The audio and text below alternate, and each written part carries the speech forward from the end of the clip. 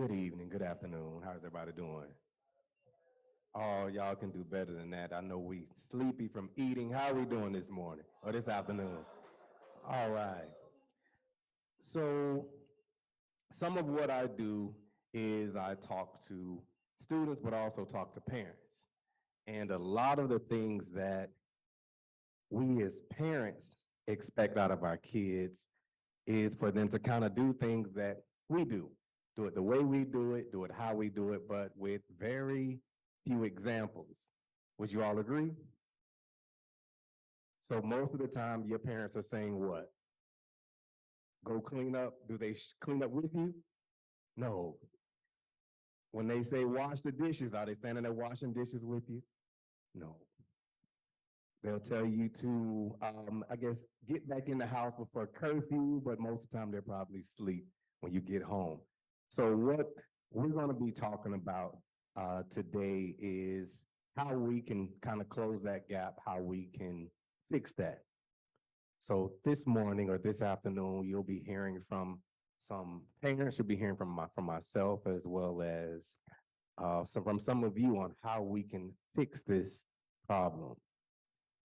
So parenting, what I want to start off by saying is being a parent, don't be mad at us for being parents, because often we'll say things that you don't want to hear, things you don't like.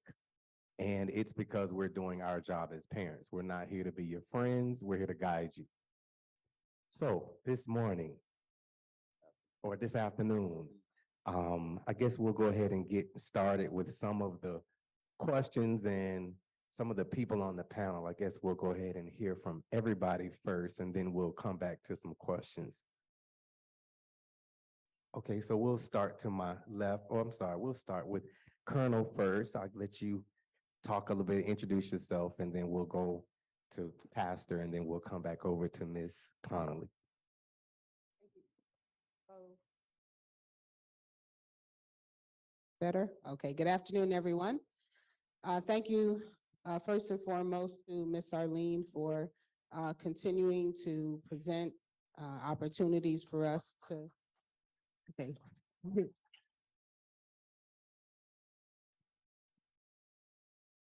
To bridge the gaps between our students, our children, fathers. It's a very important topic and definitely needs to continue. So I feel honored and privileged to even be a part of the panel.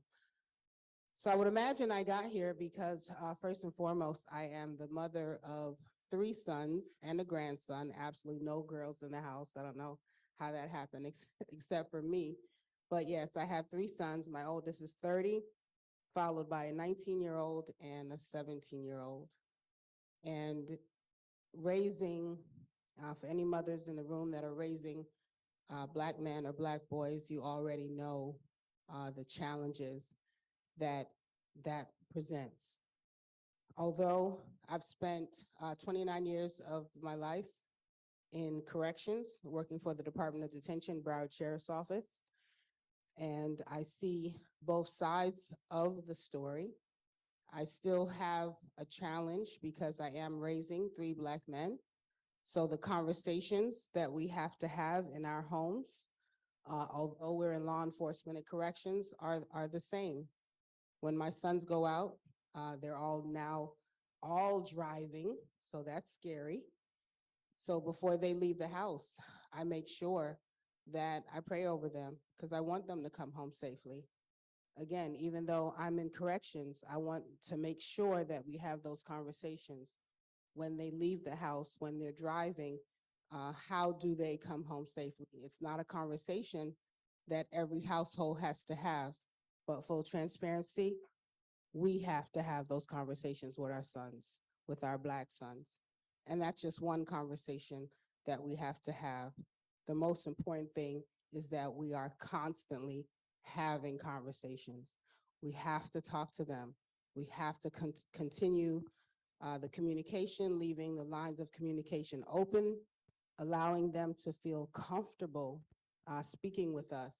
Now, there's a thin line between being their friend and being their parent, but we have to create those forums and those environments where they feel comfortable having dialogue with us, because if they're not coming to us, better believe parents, they're gonna have the conversations, but they're gonna get the information from outside of our home that we may not necessarily agree with those values or those concepts. So we have to let them feel safe. Our homes have to be a safe place for them to come home to, have conversation, get the direction, get the guidance that's going to ensure that the trajectory of their life is ones that we approve of. James Boyd, a pastor for 40-something years, married 42 years to one wife. I have 3 sons, a daughter, and then have fathered several different children. Not my own, but had the opportunity of fathering them in various aspects. I would agree 100% with the Colonel here. I would just say something different in that I had my father all my life, but I was terrorized and afraid of him and went through a lot of struggles. Unfortunate, hurt people, right? And so the thing that I come to realize is that parenting is not an easy thing. In fact, most of us, when we started parenting, and my oldest is 41 and my baby is 37. And I got 2 children in between, and one of them happens to be 39 or 38. I just don't remember because it's just the way it is, I'm saying. But it's not easy, and we think that when we start parenting as our children, I prided myself in raising my sons and my daughter, and I prided, and that was one of the goals, is I wanted to be the best parent that I could. The only thing was I wasn't really equipped for it, and I find that a lot of times. Can I just be honest with y'all? Can I be honest? A lot of times we parents aren't perfect. One, we haven't had individuals to help mentor us and guide us and knowing how to parent. 2, 3, the challenges that you bring to us as children, we think that's a big thing when you're small, but the reality is it becomes bigger as you get older. And so the challenges become bigger and bigger and more costly and more expensive. Parenting is an honor and a privilege. It's an honor and a privilege. The only thing is that we as parents have to learn how to, don't get mad with me, but we have to come off our high horses to understand that we have to relate to our children at their level and bring them up and help them to understand some things, because the reality is I've had foster children, 3 of them. One was an alcoholic, drug addict. 2 of them were abused. Father killed the mother in front of, shot the mother in front of, and so I got them on top of my other children. So at one point I had 7 teenagers in my house, and that wasn't easy. The one significant thing that I see, and every one of you are going to say that's true, is we have to know how to love you regardless of us. And we have to know how to love you in spite of us, and in spite of what we went through, and in spite of what you're going through and what you're going to take us through sometimes as children. And so the thing that I've come to realize, I have a mentee that's in the way at college, and he just got back in town. He called me up and said, "Pop, I'm coming. I'm in town. I'll be in town today, and I can't wait to meet with him. I'm exhausted, tired, but I can't wait to meet with him because he's someone that I met at Hallandale, and I'm fathering him because his father was not there." So the thing is, fathering and parenting is not an easy thing. And so you folks, young men and young ladies that are here, have to help us to know how to parent you, because not one of my children are identically the same, and I have to treat them differently, every one of them. All 5 of them, the 4 that I have, and the other ones, you treat them differently. And so you can't treat them across the board the same, because the gifting, the skill set, the trajectory of what God has placed in them and everything else is not the same. So you have to treat them. And I'm going to say this, and I'm going to pass it back over. I thought I was an easy kid because I was kind of nerdish. And I thought I was an easy kid, but I like to throw rocks at cars. And I had a mini bike and I'd ride around and I see the police and I cut through fences and all kinds of stuff, but I wasn't really getting into bad stuff. But my parents were beating me because I was doing stuff that they didn't help prepare me to understand that this was not good, right?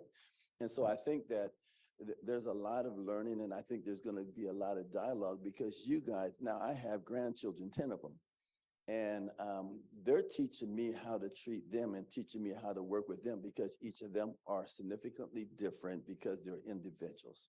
I'm going to pass it back over there.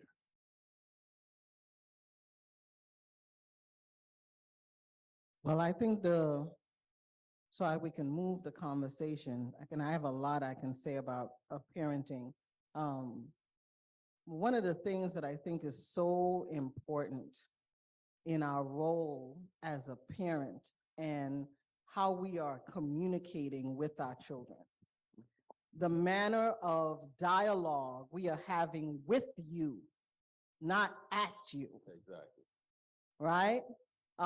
So often in our role as parenting, as a parent, we are very domineering and we have not created what Colonel has talked about, and that is a safe space in our home.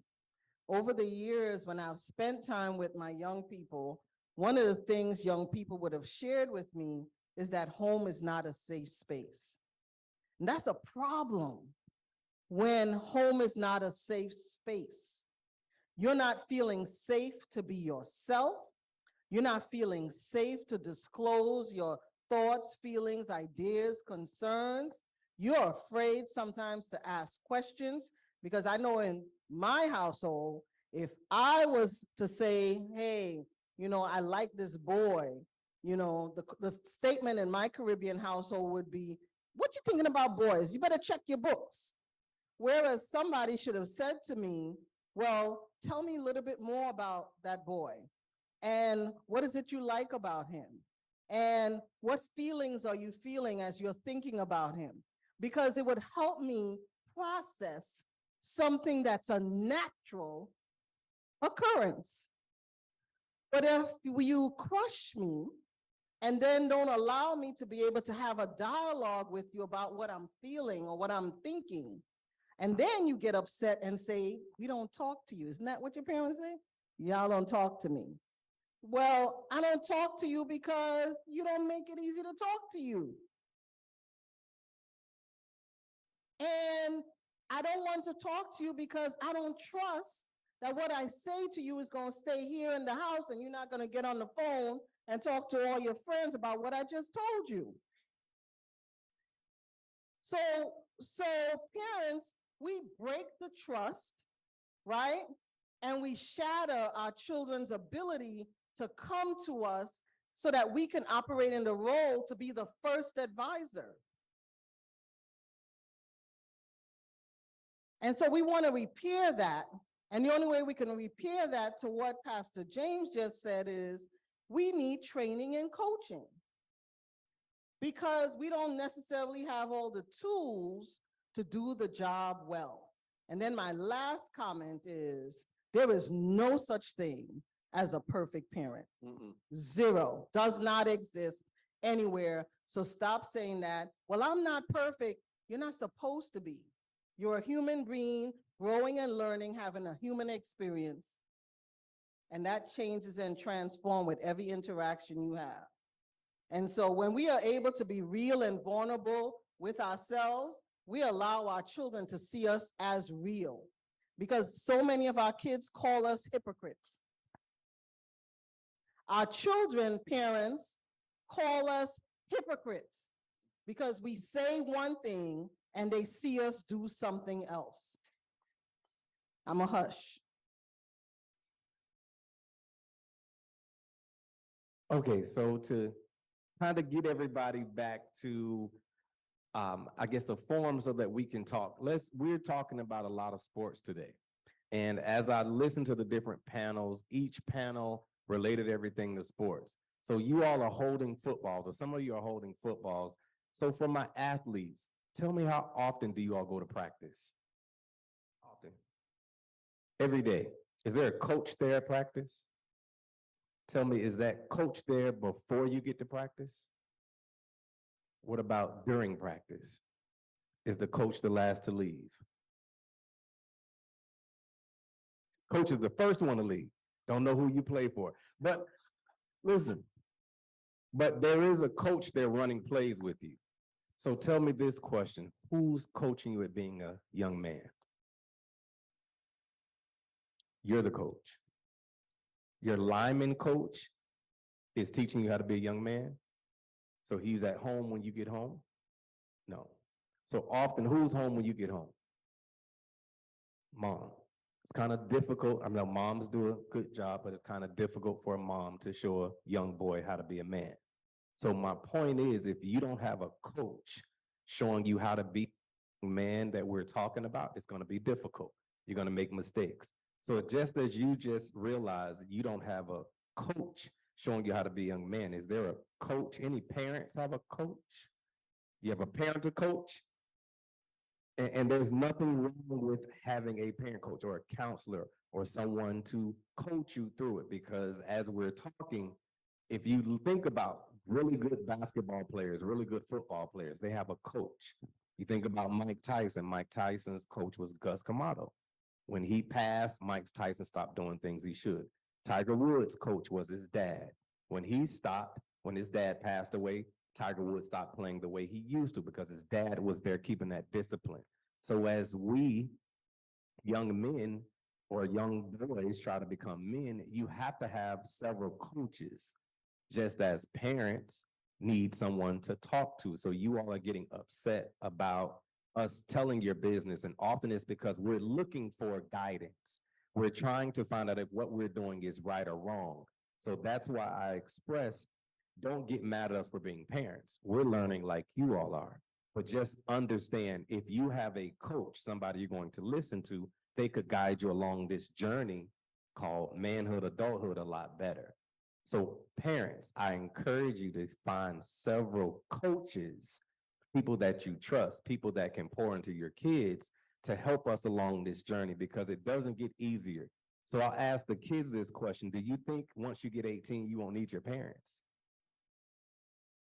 Why do you feel like you're going to need your parents after 18?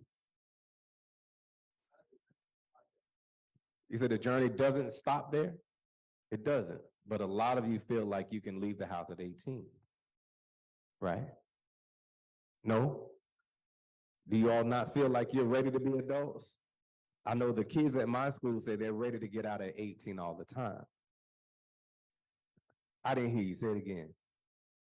So those bills start hitting. Just as adults, we had to learn how to manage those bills. So what I encourage all of you, what I encourage all of you to do is find someone who has been to where you're trying to go.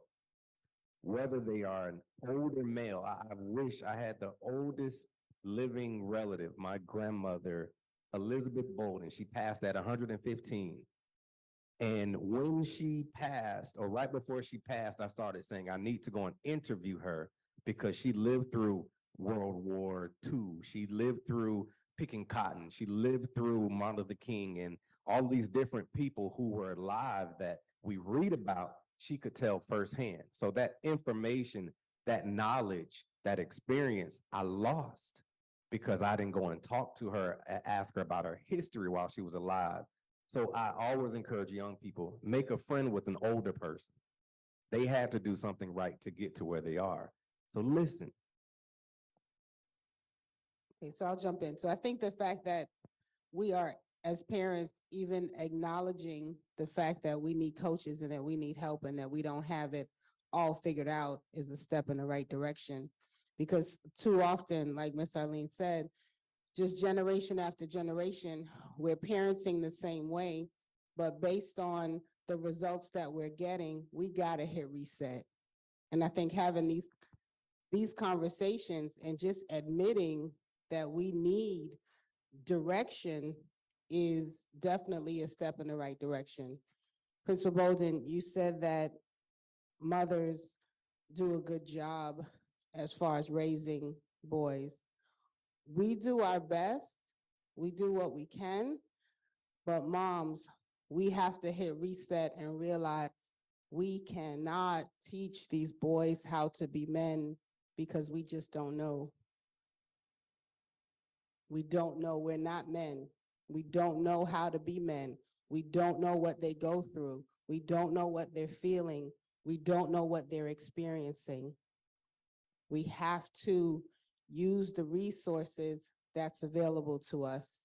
Make sure that we put good, solid, preferably God-fearing men, mentors in front of them so that they can emulate them.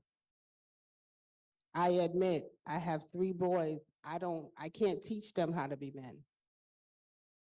But I do know that I have to put men in front of them that is going to teach them, that is going to guide them. Because I talked earlier about making sure that there's dialogue and conversation in that safe place. That's important. But at the end of the day, if they're sharing with me, and they do, and sometimes I have to keep a straight face with some of the things that they share with me, because it's like, whoa, okay, thank you. That might have been a little bit too much information. But I can't necessarily respond accurately because I don't know. I can't relate to what they're experiencing. Maybe some of the young men can guide us mothers on what conversation should we have? Or, I talked about putting mentors in front of them, but what's too much to tell your mom? Can y'all help me out?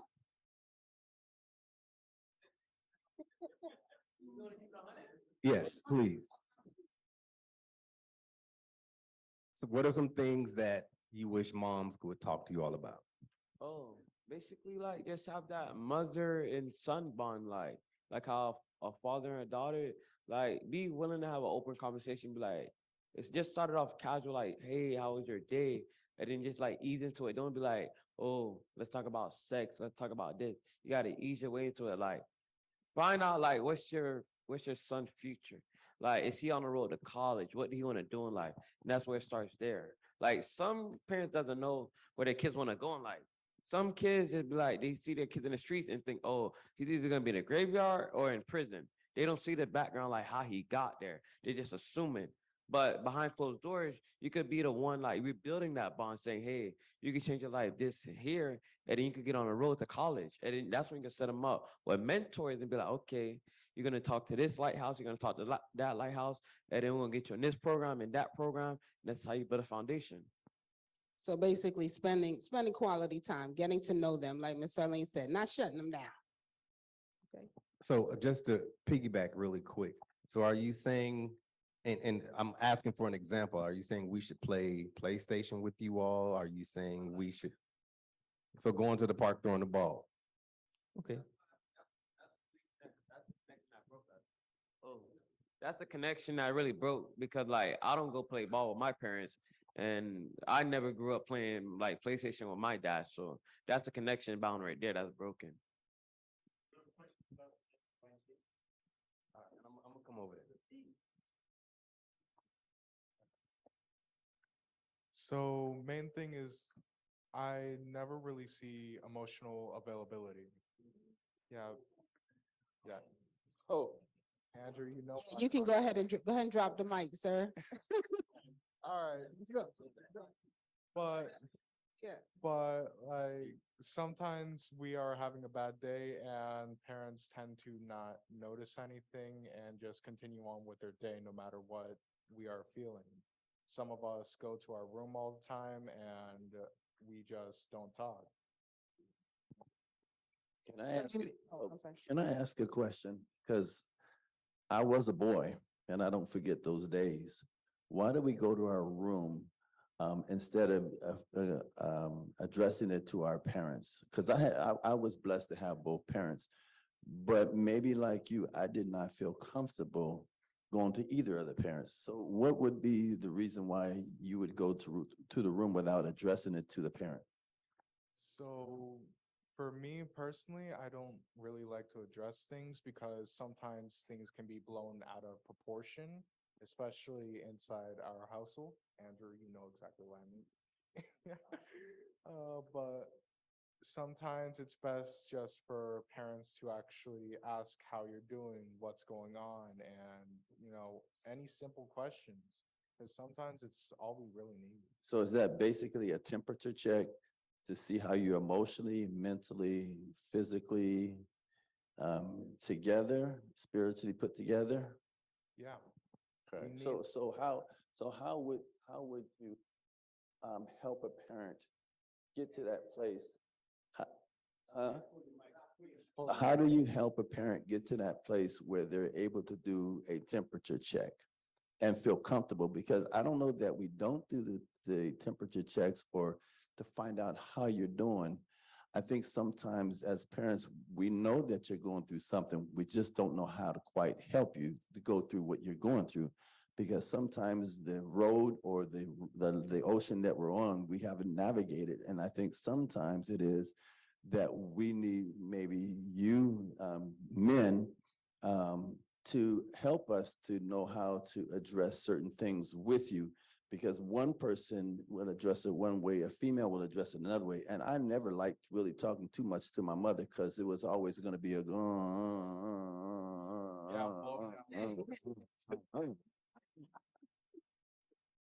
Can I get an amen, somebody?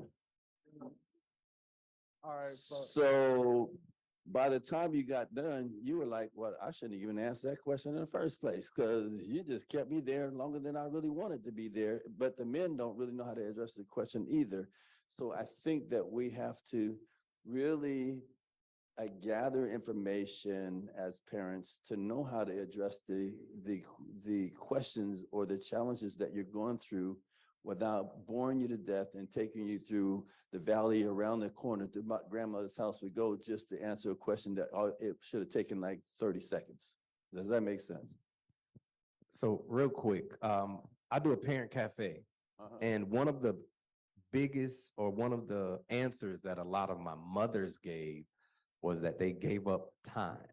They left their jobs or they stopped doing what they were doing in order to invest in their kids. And most of the time, men, we're providers. We're rarely there. And if we are there, we are definitely not emotionally available. We have a lot going on. We're trying to solve this. We're trying to pay that. We're trying to do this. So being able to create that time, like the young man said, if we stop to throw the ball, if we stop to play the video game, I know with my students, I have 108 and I can tell you everybody's story, but that comes from time. I'm able to check each one of my kids. My parents are like, how are you able to do that? Because I spend time. So that investment of time drops that wall of vulnerability. So now they're able to open up. Even with my personal kids, I've learned with my boys, I have to just shut up. I'm gonna say that again. Dads in the room, don't judge, just shut up. Let them talk and then they'll feel comfortable opening up. And often I used to do as my parents taught me. Do as I say, not as I do. I don't want to hear what you got to say. Just do it my way. So I would never hear what's going on. And then my daughter, my 18-year-old daughter, she's now 24, and she said, Dad, you never listen. That part. And I had to stop and realize, like, wow. And I felt that because my mom never listened to me. I had to do everything she said without question. So sometimes we'll pass on that baggage, and that's what happens.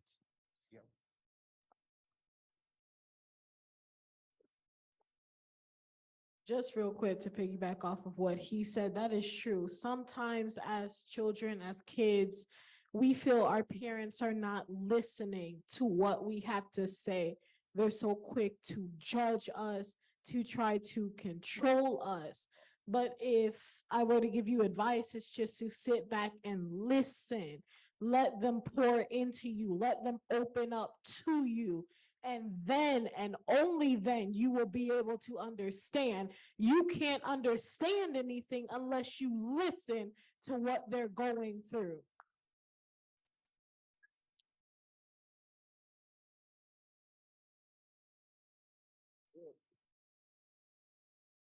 Hey, Hold on, let me go over here and come back and I'll work back over here. we listening. Good afternoon, everyone. Shay Williams. I just wanted to ask a question. I've heard the comments about emotional intelligence and having that awareness. obviously, if that's not being instilled at home, generally and globally in our community, how and where did you start that journey for yourself? Well, I started my journey at work. Because I am dealing with 108 different kids that are looking for somebody to listen, they're looking for a role model, they're looking for a leader. I have to take my personal feelings out of it and stop and give that child my honest transparency. So a lot of what our parents would do is hide the truth.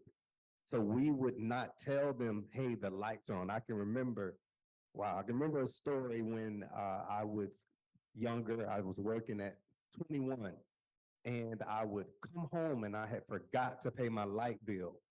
So the lights were off. So I got and I was like, oh, it's warm. Turn around. I locked the door, put all the kids back in the car, and we drove to my mom's house. I dropped them off and went to pay the light bill and went and picked them back up and took them home so they never knew. So they didn't see that I had made a mistake. They didn't see that I now had to go and pay this light bill. They didn't see I had to pay a late fee. They just saw the lights were on. So I was hiding the embarrassment. I was hiding the disappointment. I was hiding the fact that I had a late bill and this is the result. So they didn't see that part. And I started to notice I had those same expectations for my students. Hey, you don't know how to sit down properly. You don't know how to come to school with all of your things. You don't know how to wear the uniform the way you should. So we had to start giving the example. So I dress a certain way to lead by example. I speak a certain way to lead by example. I've had arguments in front of my students so they see, look, I can argue or disagree and we still are working together. This person still is coming in my office. I'm still saying congratulations. It's not I'm mad with you for the rest of my life. So if they don't see us interact, they don't see us cry, they don't see us make a mistake, they don't see us apologize. Hey, young man, you look good. If they don't see that, they don't know how to do it. So my advice is find somebody who's not afraid to open up emotionally, to not be afraid to tell you when they've made a mistake. I tell my kids, I'm sorry. My mom never apologized. So I was learning bad habits that I was passing off. So I had to learn these kids have feelings. Apologize. Mr. Bolden, can I say something? One of the most significant things as a 22-year-old father, my wife was 18 at the time. The thing that I realized is that what I needed was my father to spend the time with me. If I were to be in a church setting, I would grab one of the young men, pull them aside, say, let's talk. So what I realized is what I needed, my father was doing more than I thought he was doing because I've started doing the same thing with my sons. And that is listening to them. And just like the African community, we work together, we learn together, we listen together, we grow together. One of the things I realized with my sons is I bought a Volkswagen, we tore it apart and we pulled it back together. Why? It wasn't that I just needed an extra job as a pastor in a church in 100, whatever the 3 different congregations in the buildings that we had. It was that the priority was my sons. And we have to make the priority you, because reality is what I pour in and invest in you is what is going to come out to me later. And it's not about what I'm trying to get out of you, it's where I'm trying to get you to. So as long as I'm investing in you and taking the time and saying you are the priority. Right now, I went out and bought many bikes for my grandsons. Why? Well, I'm teaching them some things. One, they have to raise the money themselves, and then we went in and bought the thing. The second thing is, it's not about me, it's about them, where I'm trying to get them to. So they'll work around the house, I'll give them money, and then we'll go buy something. I say, you're gonna have investment in this. Why? Because I'm trying to get them someplace. And so I think we have to, and this is just my feeling, I know our time is almost there, but what I realize is that we have to prioritize our children and not let our children just be byproducts of what we've done. Hold on, Pastor, excuse me. I know you all have to leave real quick. It's that time you have to catch your bus. So if you all have one more question. I'll let you all ask it. Well, for this high school group that's getting ready to leave, because I know, here you go, real quick, because your bus is leaving. All right, good afternoon. My name is Trey Cave. So I just wanted to add back to the topic of creating a safe space. I know that's really important. Personally, my parents, I'm blessed to have both of my parents, my mom and dad, and they both spend time with all of my brothers, including me. And so I have that safe space with them and I see the impact of that. But I have friends, they'll come and vent to me about certain topics and things. And I'll ask them, like, have you talked to your parents about it? And they're like, nah. I'm like, why? Because I just don't want to. And instead, like they were saying earlier with the analogy with the boxing, you got to know your enemy. I feel like in some situations, the enemy is social media because my friends would like, instead of talking to their parents because it's not a safe space in the home, they'll like look at influencers that they say garbage and just follow that idea. And it's really not good. So, yeah.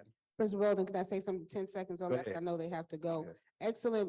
Excellent point, young man. As far as what I was gonna say is, what's your takeaway before you go?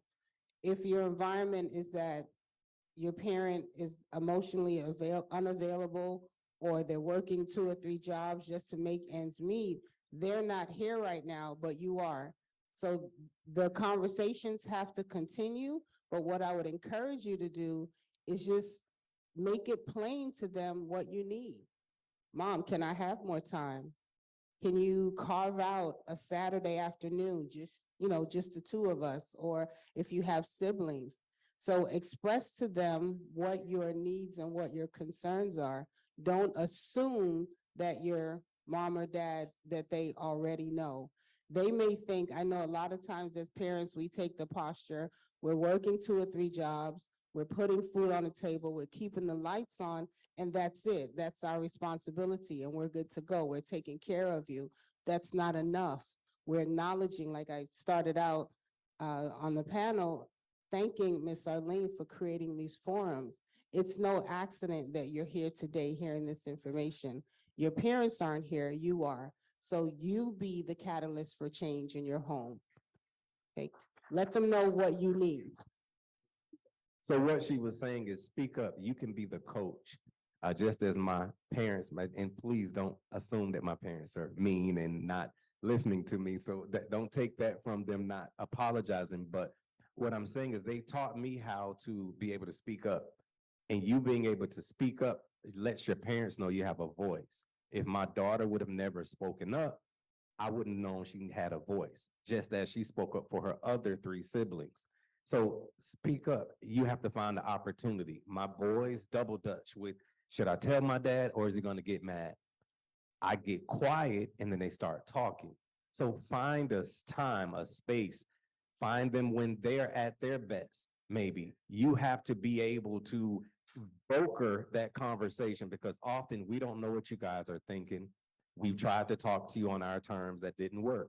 So you find a time where you have the confidence to speak up. And once you start speaking up, we'll start listening.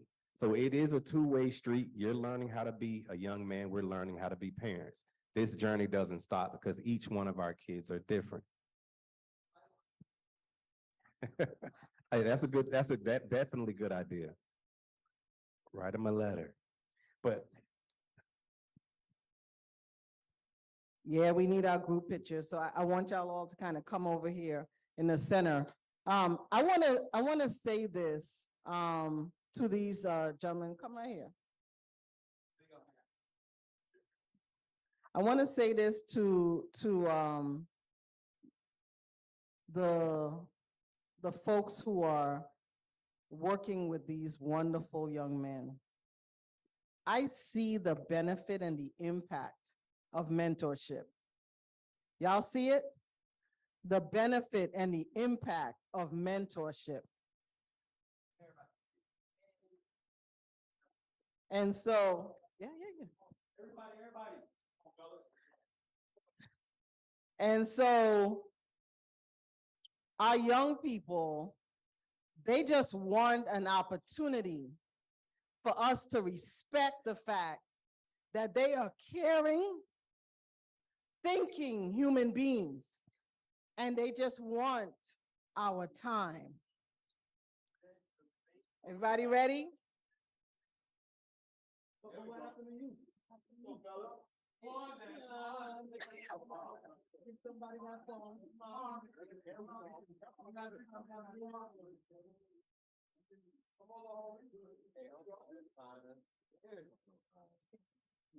Like that person. Yeah. And wait a minute, let's make it fun.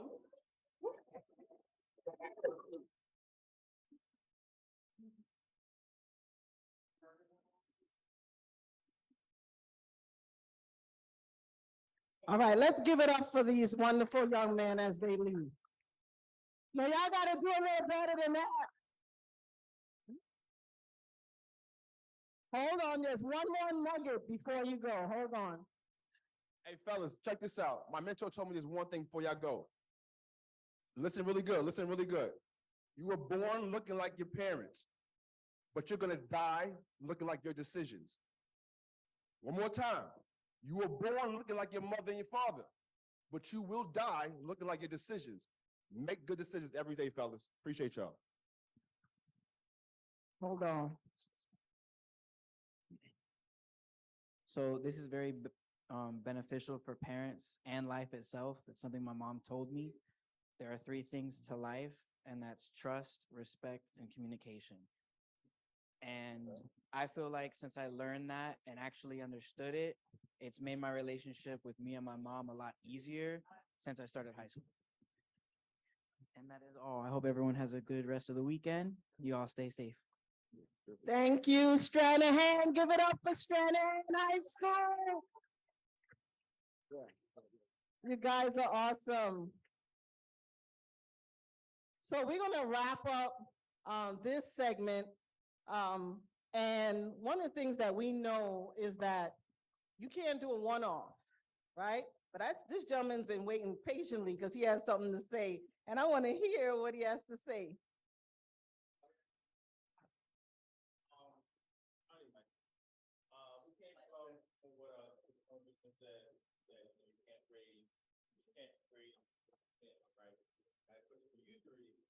You feel that women can raise them yet? Because in this life, a lot of women are raising boys in a single home. So what are the effects that it has on women raising a young boy to give? So my response to that is, as a parent, we do have the responsibility to raise our children, but we cannot adequately raise a man. Not alone. Those are. Not alone and giving him the balance that he needs. Because moms, like when I listen to Rudy, I know Rudy's mom. And I know all her children. And they're awesome. But there were people along the way that stepped in to support that mother to raise that son. I always tell people this: I parented while I was single, but I've never been a single mother because I did not raise my daughter alone. I'm gonna repeat it again.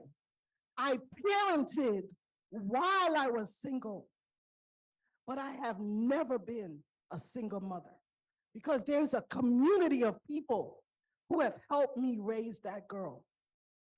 There needs to be a community, and mothers, you need to build a strong community of trusted individuals to come alongside you to raise those sons.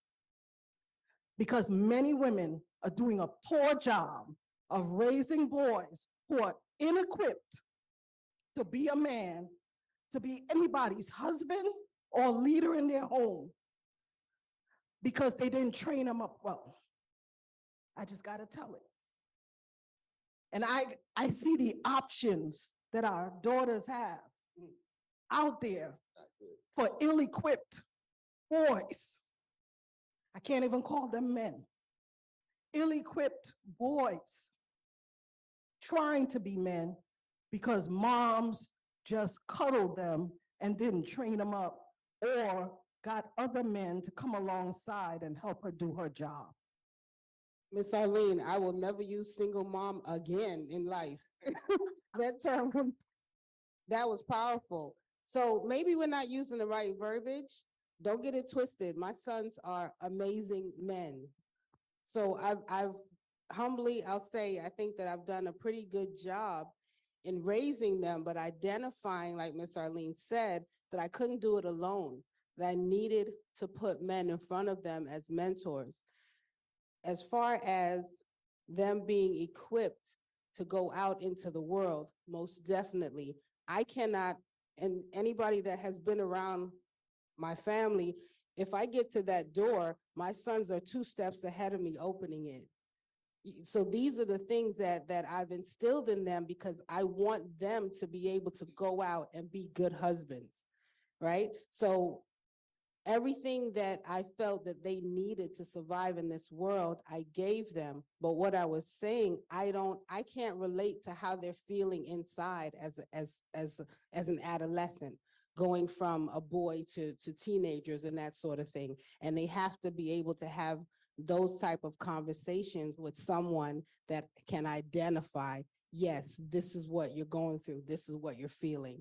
So that's the difference, that village that Miss Arlene talked about. But believe me, strong women that understand what their sons need to survive in this world, we're going to give it to them. We're going to give it to them, definitely. I'm going to say a lot of it has to do with balance. I have boys and I have girls. As much as I want to be that all-around parent, I have to get advice about my girls. I had to learn I could not talk to my girls the same way I talk to my boys. Just as I learned that there were certain things that my boys were going to have to do that my girls were not.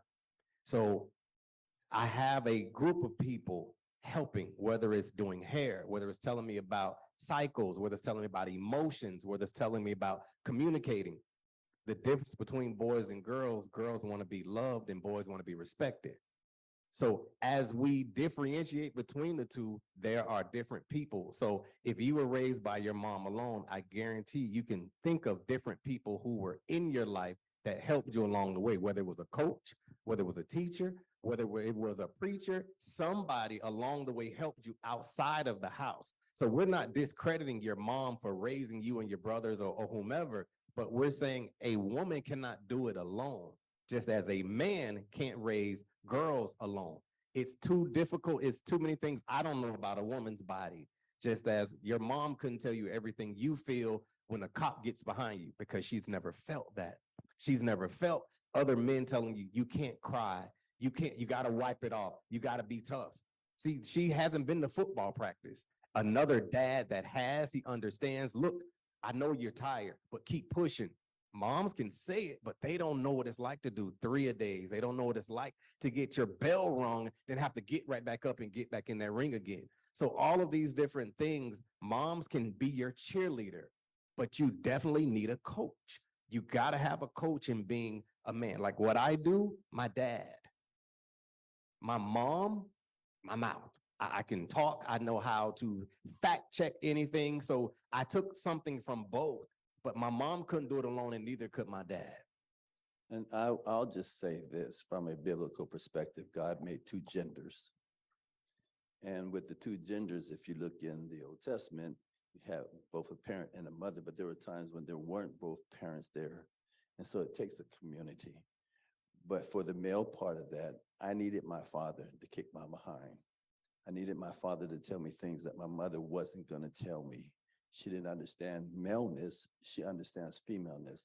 I got a daughter that I messed up a relationship and it took me 15 years to mend it. And so I've learned that my wife understands the female because she's a female. I understand what maleness is about, that broken marriages because folks don't understand that there's a difference between the two. And I believe that we have to understand that we do need that tribe to raise children, because oftentimes a parent passes away early or whatever else. I lean towards my wife to help me with my daughter because there's some things I just don't know. I never seen my father interface with my sisters, and there was three of them. And then my mother, and then my brother left. So I'm like, I don't know what the heck to do with this girl. I loved her, but I didn't know how to interface. What I would say is that, yes, you're gonna need a team, and I agree with the three. You're gonna need a team of individuals. I was highly offended when, and I'm gonna say this is the stupidest thing in the world, but someone was telling me, I had a pastor friend that likes to clown a lot, and the pastor friend said, well, Mr. So-and-so's your son's new dad, huh? And he was poking at me.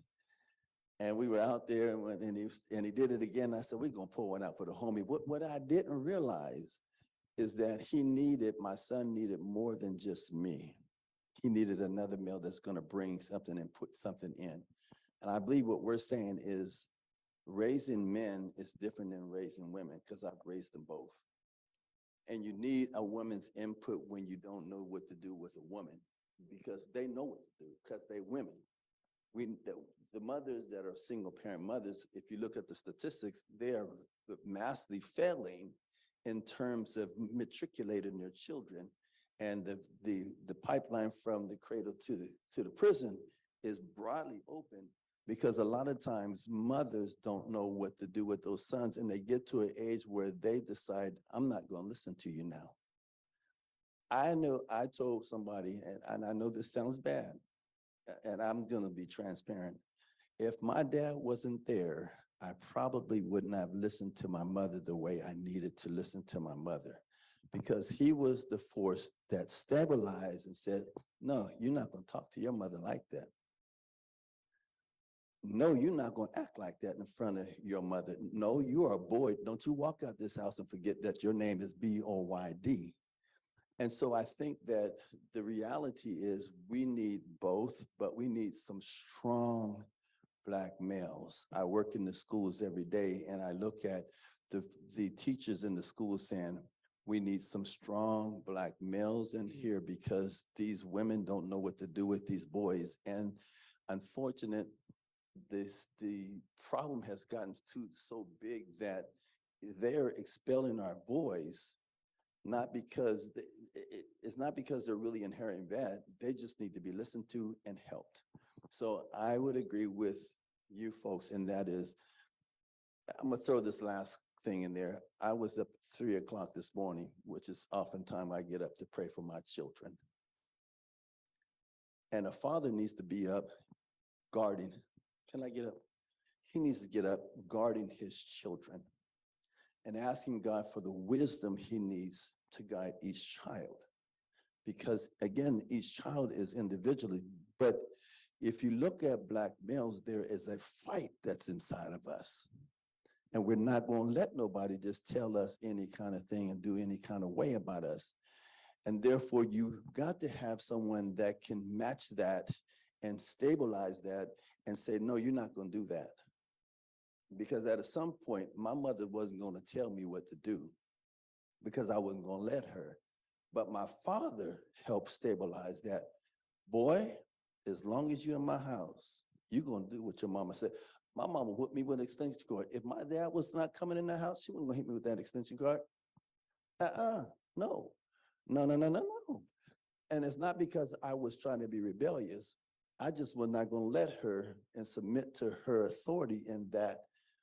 But my father came back through the door and said, huh? You did what? Oh, no, you're not. Oh, and I got beat. My mom told me she could beat all the Black off me. And I let her, because my dad was coming back through that door. I learned some valuable lessons about raising sons. And I can't tell you what I told my son to do when I was raising mine, when they tried to rise up and start to smell their instinct. But let me just tell you, and y'all know what I'm talking about. They start smelling their instinct and start trying to rise up. I said, no, there's a gun back there. Go get it, because this one's not going to do that in my house. And I think sometimes we have to understand, and I know that's a little bit whatever, but my sons are bigger than me. And the oldest one is 10 times stronger than me. I had to establish a respect thing.